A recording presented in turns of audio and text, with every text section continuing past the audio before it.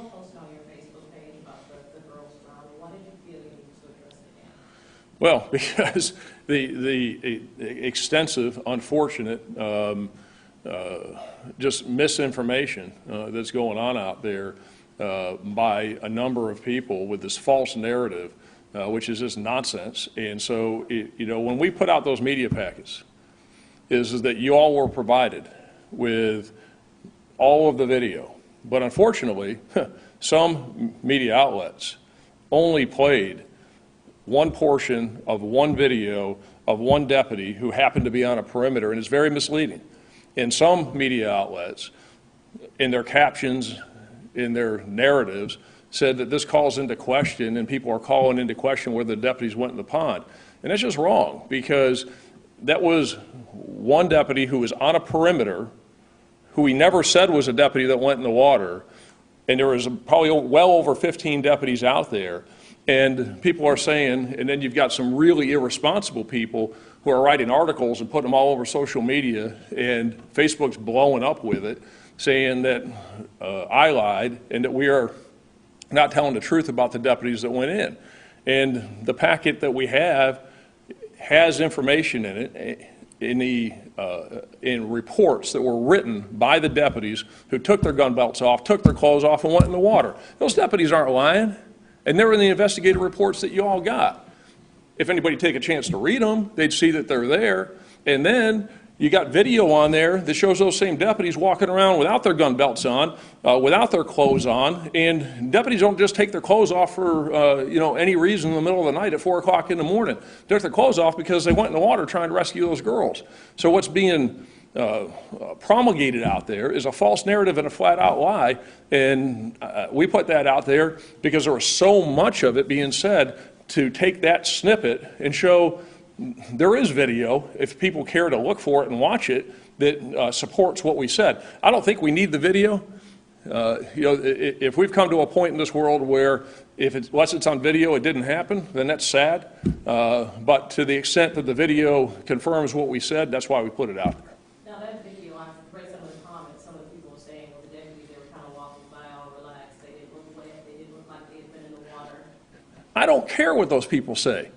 That's a bunch of nonsense, and they need to stop it because it's a bunch of junk. Those deputies went in that water, tried to save those girls, and at their own peril. But when they go into that water and it's all sludge and they're up to their knees and they get entangled in weeds and everything else, they don't need to die over it, and they made a decision. One of the deputies that went in is on our dive team. He's trained in that, and he made a decision. It's too dangerous for me to go out there. So I don't really care what they say. I really don't. They can make these bald, wild allegations all day long. Fact is, 3 girls, 14 and 15, 4 o'clock in the morning, in a stolen car, running from the police, and the 3 of them combined had 7 prior arrests for stealing cars in the last year. That's the problem we need to focus on. This isn't a problem with the sheriff's office, this isn't a problem with the police. This is a problem with those kids engaged in criminal conduct, running from the police. The police tried to go in the water and save their life, and they couldn't do it. And everybody who is saying these guys didn't do their jobs or were providing false information needs to stop that irresponsible rhetoric because it's nonsense. One quick question adding on to that. I know sometimes it seems you all take pictures just for evidence purposes. Is there anything showing deputies with maybe muddy clothing? Obviously, like you said, No, why would we do that? Why would we do that? That's not evidence of anything.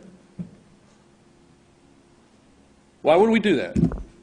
I believe that what we've seen on Facebook, just from reading some of the comments, you see people saying, well, like she mentioned, their clothing is still clean. Maybe they thought about going in but didn't. Is there anything that can prove without a doubt, these deputies, at least one went in that water? Did you read their report? I have not seen it yet. Read their report. The deputies said they went in the water. They got tangled in the weeds. It was muddy. They sunk down, and they felt it was too dangerous to proceed. Read their report. Read the dive team logs that show there's 0 visibility, what the conditions were in the water. It's all there.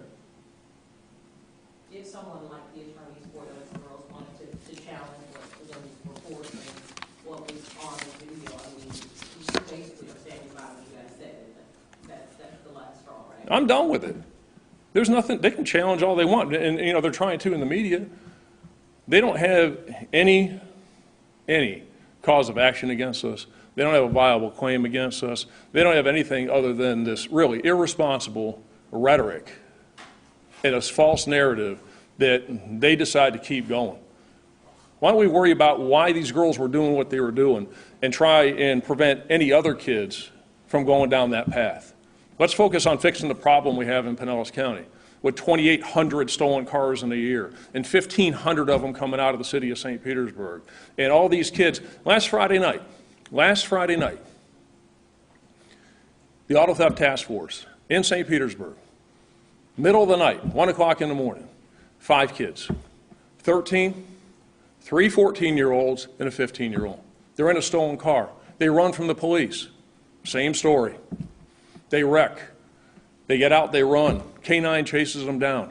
Those 5 kids, one of those girls, 14 years old, she got out of a DJJ residential program Friday afternoon on a weekend pass. Friday night she's out stealing cars, and between those 5 kids, 13, 3 14-year-olds and a 15-year-old, they had 63 prior arrests in the last 18 months.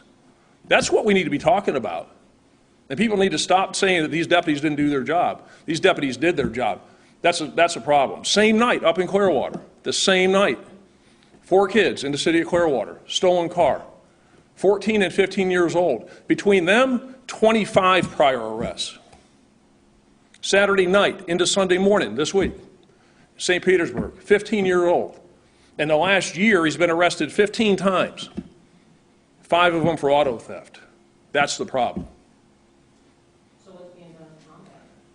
A lot of things are being done to combat it.